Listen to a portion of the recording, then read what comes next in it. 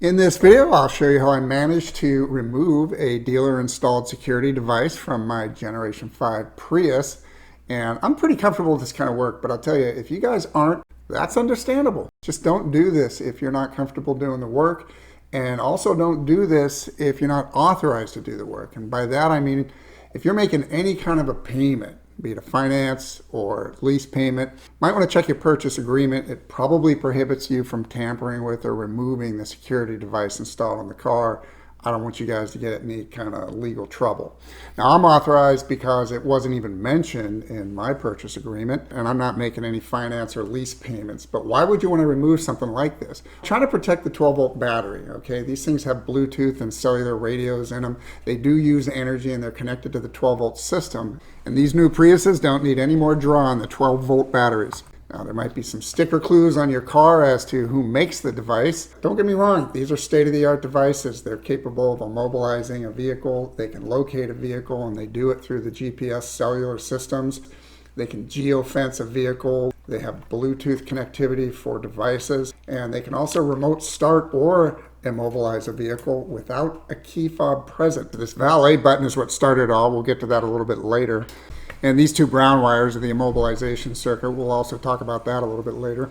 And you can see from all these T-tap connectors that it's tied into vehicle systems all over the harness. And here's the ground wire. Let's look at what started it all. I saw the little valet button down here, okay? And by the way, you guys might want to disconnect your battery for this. And at minimum, you want to have the vehicle turned off and have your key fob in a tin box somewhere far away. Now, if we want to follow the wire for this valet button, we're going to have to remove this lower panel. You've got a Phillips screw on the left here. You've got another one over here on the right. Once you remove those Phillips screws, you're going to push the two thumb latches forward. And when you do that, it's going to allow the panel to unlatch and drop down. And that's going to reveal a couple of things. One is the footwell light. If you've got one, you can go ahead and unplug that. It's got a little thumb release on it. Unplug the wire as well. It clips on. And then this is the OBD plug. It's just got little pressure releases on both sides. Once you release those, your panel is set free. Looking up above from below, it's a little bit shaky. These are all of the T-taps for the security device tied into the vehicle's harness. It's next to the fuse box. Trim has a logic. It's layered. So we got to pull the sill plate off first. And then this kick plate, it's got a little thumb screw on there. Pull that off. And then it pulls off to the right.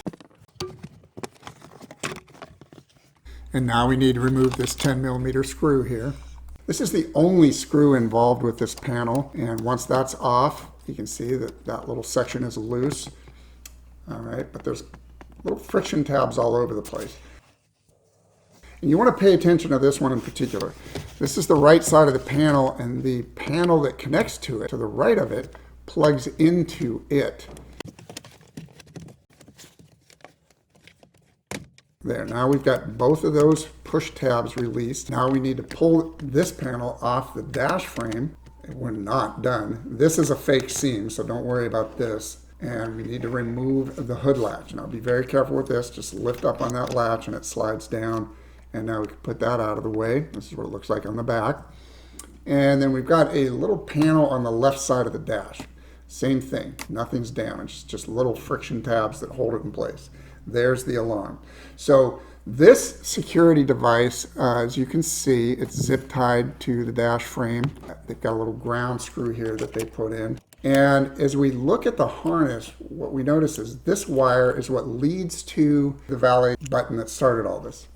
And now I'll start pulling straight back on this center panel. Now you want to pull this back together as a unit. Don't try to pull any one part, you might break something. So up above where you got your odometer buttons, yeah, go ahead and grab that, pull it back. And now what we're going to do is we're going to remove the plugs from the lower switches. They have thumb releases. It's easy to do. And then we've got an upper switch here by the odometer buttons. Same thing. Now we can get that out of the way. This is the ventilation surround. It just pulls back with the lid that's on it. Okay, you got that? Everything came off at once. You didn't break anything. You've got little friction tabs on that little lid as well. And then this is the vent itself. It pulls right out. Very easy. All right. Now we're going to remove the plugs from the upper switches. Okay, there's just the three, and you can see the little thumb releases. Okay, now we can put that aside. And this is what the panel looks like. It still has the valet button on there, screwed in. They drilled a hole in it, unfortunately. This is the distribution block for the car that's near the fuse box. This is the immobilization circuit. Up above you can see all the other T-taps for the device tied into the harness. And I'll show you how to remove those in a second. But this one, they cut a wire in the harness to connect this, and then they put 2 butt splices on. My original plan was to snip this and just solder it to itself to reclose the circuit. But you'll see what happened is, see that upper butt splice? Keep an eye on it. When I reach up to snip the 2 wires, the wire just falls right out of the butt splice because it wasn't crimped enough. Imagine the nightmare that would have created when it finally unplugged on its own and immobilized the vehicle. Anyway, it changed my plans, so I'm going to have to remove one of their butt splices. The other one is fine. I'm going to leave it. It's plenty strong. But this one, I'm just going to clip it off and then strip the wire to prepare for a solder connection. So we'll go ahead and strip both of those, and we're going to need to put some heat shrink on there. You can see the heat shrink tubing. Now we're just going to mesh these together to prepare for a solder fill. Twist it a little bit, and then what you do is you heat up the wires and let the wires melt the solder, and then it will fill the connection. This is actually lower resistance than the rest of the wire. And we'll slide our first heat shrink on there. I like to double insulate my solder connections, and now we'll slide the second heat shrink on it. And now we've reestablished the circuit that the installers cut. Now, a little side note on T-taps. This is the T-tap itself. And when you want to tap a circuit, you just center the wire on the connector like this. And then when you plunge it with a pair of pliers, it's now connected to the wire, okay? And there's a little latch on the back that locks when you close it. You can plug a spade connector on there. You can also pull it off. When you pull it off like this, it's hard on the wire. It puts a lot of stress on the wire where it's connected. So use a screwdriver and twist it, all right? So pay attention to that. That's how I ended up removing every one of these from the vehicle, okay? If you want to remove a T-tap from a wire, you can undo the latch, but watch what happens. The housing comes off, but it leaves that little metal piece. It's bit onto the wire, and if you remove it, you risk damaging things even more. So if the wire's healthy, I recommend you just leave the T-tap in place.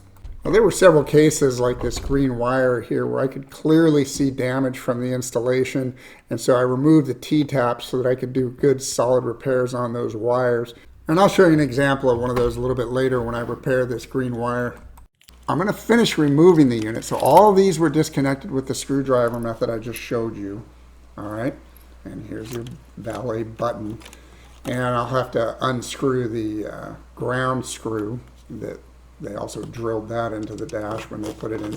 I end up reusing this ground point for the fog lights that I installed, and you might want to watch that video if you haven't seen that yet. Okay, so here it is, removed from the car, and thank goodness. So it's no longer drawing any current from the 12-volt battery. Now here's the wire that's damaged from the T-tap. This is the T-tap that came off of it. And it's not just through the insulation. There's actually a couple of strands broken, and we need to solder that, and we need to get a shrink tube insulator on there as well. And I hate to say it, but the only way to get that done is to snip the wire. And then what we'll do is, just like before, we're going to strip the ends to get ready for a solder connection. We'll slide the shrink tubing on the right, and then we'll slide another one on the left. So remember, I like to double insulate my solder connections. And now we'll just mesh the 2 ends together. And just like before, we'll let the wires melt the solder and fill it. And we'll get our first heat shrink on. And now we'll slide our second one on. And that's a very good connection, and the green wire is repaired. But you'll notice I'm leaving this one on, and that's because I'm using it for my new fog light installation. It's an ignition hot only circuit, so it's useful. But because it's kind of vulnerable, I end up putting a makeshift splint of tape on there to immobilize it so it doesn't move around too much. I don't want the wire to get damaged where the T-tap is connected to it. So now you'll see me plugging that back onto the distribution block. It's got sort of a bayonet lock on that plug. It's really tough to film in there. but you can see the plug going in now and the bayonet going up like that. Okay, so now that's back in place. And these are a few other connections where I cut and soldered these wires and then re-insulated them as well. I felt like they had enough damage, it was worth it. Now let's talk about panel logic, okay? All this trim has to go on in a certain order. See this loop up here? The top piece for the dash has a little hook on it, and it goes into that loop. So it has to go in after that vent trim goes on, okay? So I just wanted you to see that. This is what it looks like. A lot of people end up breaking that because they try to lift straight up on it. All this stuff pulls straight back.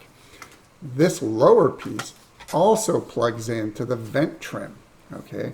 So you'll see down below, it's got a couple of slots, and this has to plug into it after it's in place, okay? So this will have to go on second. But we're gonna put the plugs on it first because they're easier to access before you put the vent trim piece on. So we'll put the plugs on the lower switches, and here, this is how you pull the vent out again. And now we'll put the plugs on the upper switches and line up all your little push tabs. And once you get those lined up and in place, it just pushes straight in. Nice satisfying snap. There we go. All right, and this, remember, it's got all these push tabs going the same direction, but it's also got that hook that goes into the loop. So just lay it down. Once it's in place, just push it straight in, and that's it. And now we'll plug in our odometer switches. There's a single plug there. And now let's look at this tricky part down here in the bottom right. This upper piece has to slide into that slot, just like that. The panel on the right snaps into the panel that we're putting back on. Once they're snapped together, they both have to snap back onto the dash frame. And now up above to the right side of the steering wheel, you can see we've got to plug this in. And then on the left side where the odometer buttons are, you've got a long guide. You want to make sure that feeds in, lines up. All right. And once that's ready, we can snap that home. And now line up your friction tabs down below, the ones that plug into the vent trim. And now we can replace our 10mm screw. And once that's back on, we can put our hood latch on. Just push it straight up, slide it up, and that's back in place. All right, now these little blue tabs that came off the kick plate, they were supposed to stay on it, but they never do. So just pull those back off. All right, you'll need to slide them back on this little kick plate here that we're going to put on this panel. And what you're going to do is you're going to need to line those up with the holes you just pulled them out of. But before you do that, this hole has to go over this threaded stud right here. So put that on first.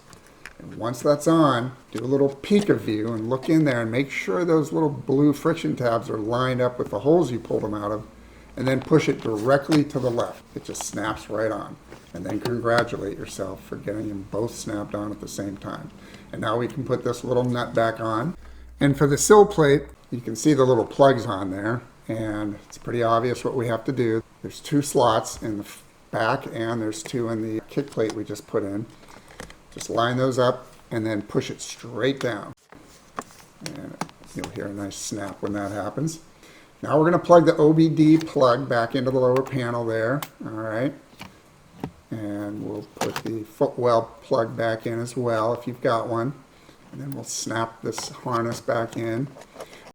And this little tongue fits in that square hole right there. You have to slide that in. Then you can snap the thumb releases back in. And once you do that, the holes should line up automatically. So you can put your Phillips screws back in. And now we can put our little side panel back on. No damage there. It looks beautiful. Now we'll do a quick post-job inspection. Looks like everything fires up. There's no fault codes. There's no warnings. Everything looks good. All the panels look great. So everything lined up and the panels are all in real good shape. So we left it better than we found it. And if this helped you guys out, please do give a thumbs up and subscribe for future videos. And to help out anybody else trying to do this job, please do share this video. Thanks for watching.